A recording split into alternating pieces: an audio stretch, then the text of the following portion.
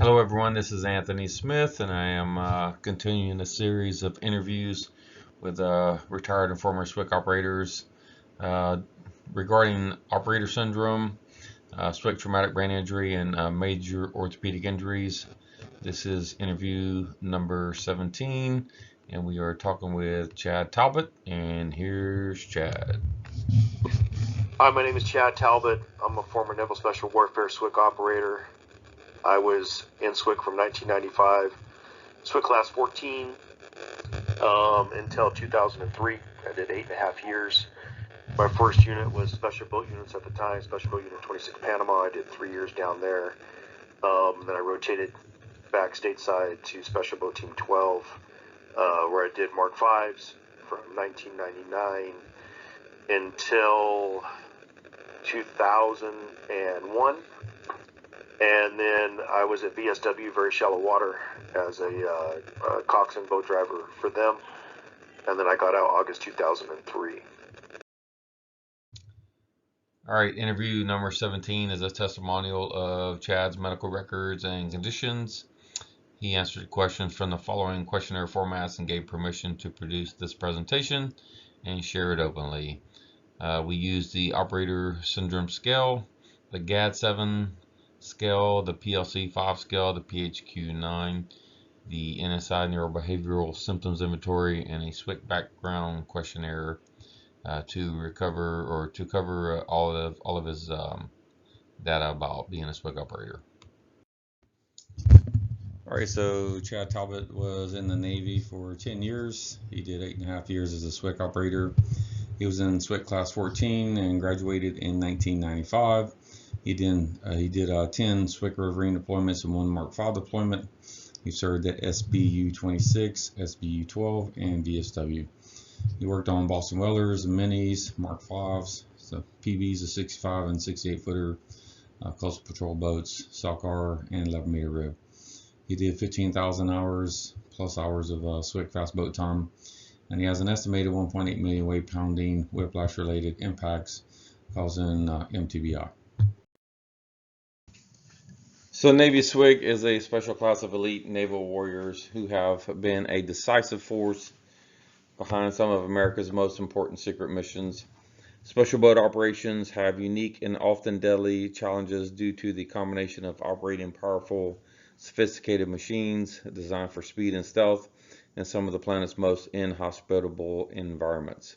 The average SWCC career operator experiences mTBI and major orthopedic injuries over the course of their career in peacetime and in war. And Naval Special Warfare conducts missions in over 70 countries, 365 days a year. The sum of SWCC injury does not accumulate until the operator retires. Before we talk more about the interview, we need to briefly discuss operator syndrome. Operator syndrome is not a diagnosis. It is a qualitative, descriptive framework of a nexus of symptoms and illnesses, and it was coined by Dr. Christopher Free. There's a DOI link to it there, and we're going to be talking about operator syndrome and as it pertains to SWCC operators. So operator syndrome is a nexus of psychiatric illnesses and disorders along with chronic major orthopedic injuries as defined in the literature. Operator syndrome affects all SOF forces, that's all special operations forces from every major branch due to the nature of our job and our training and our deployment cycles and our high op tempo. There's a list of different SOF units right there throughout the branches, and SWCC is included in this group of SOF operators. All right, so for Chad, as we look at the operator syndrome symptoms, here is a list of different things that entails operator syndrome. For Chad, though, everything in red are the things that he's currently dealing with. TBI, traumatic brain injury, yes, a lot of issues with that. Endocrine dysfunction, he has some of that. Sleep disturbance and obstructive sleep apnea. A lot of chronic joint back pain, orthopedic problems, and definitely headaches and migraines. He has some PTSD, which is a little on the milder side. Anger is on the higher side. Worry, rumination, and stress reactivity. Problems with sexual health and intimacy is about moderate. Being on guard, hypervigilant is pretty high. Memory, concentration, and cognitive impairments, yes, and then vestibular and vision impairments. So here are Chad Talbot's comorbidities due to SWCC boat operations. Diagnosis with traumatic brain injury, that was from Tulane. After he got out of the military, there's no BA rating for that. Mild neurocognitive disorder from Tulane. PTSD from Tulane, no BA rating. Anxiety from Tulane, no rating. Endocrine dysfunction, low T levels. Diagnosis with sleep apnea and insomnia, no rating. Headaches and migraines, no rating. Hypervigilance, memory loss, concentration difficulties, dizziness, loss of balance, and clumsiness. All right, so continuing on with Chad's symptoms and issues, he has mental fatigue. His C2 to C7 needs replacement of all the cervical vertebrae. He has cervical stenosis. He has T-spine, spinal cord crushed at T11 and 12, which was surgically repaired. His L-spine, he has L1 through L5, all blown out, need replacement surgeries for those L1 through L5. He has moderate sensitivity to noise, hearing problems, which are pretty severe, vision issues, numbness in his extremities, all of his extremities, nerve damage in both his hands and his feet. I'll go into those. And then allostatic overload, mild ED, chronic joint pain, moderate anger issues, and high irritability issues. So on this slide, we're talking about some of the symptoms Chad experienced while operating high-speed SWCC boats. Fatigue due to weight pounding on SWCC boats. He experienced that. He experienced dizziness due to weight pounding on SWCC boats. He experienced or did not experience blackouts or blood in his urine due to weight pounding on SWCC boats, but he did have his bell rung many times. One point his boat hit a wave where everyone on the Mark V was thrown out of their seats onto the deck, and most of them were knocked out. And at that time, he was driving and he ripped the joystick off the seat. And if you don't know about the Mark V's, we have a joystick to actually steer the boat, kind of like what you do in some aircraft. Most of the guys, like I said, were knocked out, and in that particular event, Chad saw stars. He experienced whiplash due to weight pounding on SWCC boats. He experienced confusion, lack of focus, and concentration due to weight pounding on SWCC boats. He experienced whole body weight pounding and whiplash at speeds of 65 miles an hour. He experienced weight pounding in seas at and above 10 feet. And he experienced orthopedic injuries due to weight pounding on SWCC boats.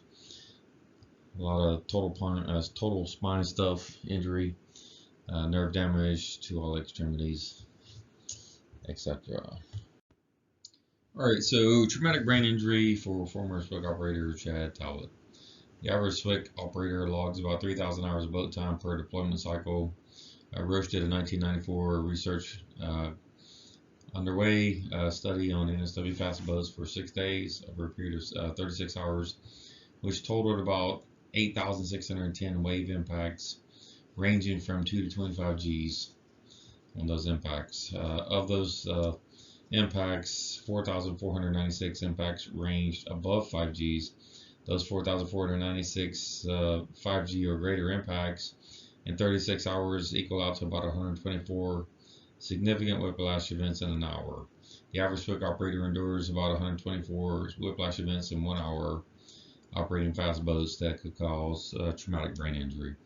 The average SWCC operator possibly endures about 374,000 plus significant G-force impacts from weight pounding on SWCC boats in one deployment cycle.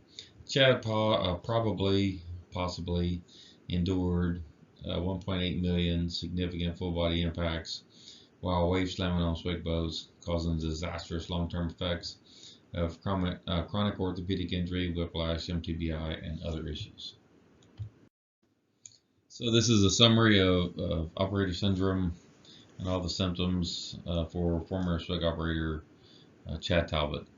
Etymologically speaking, Chad is a 51-year-old former SWCC operator as of February 2023.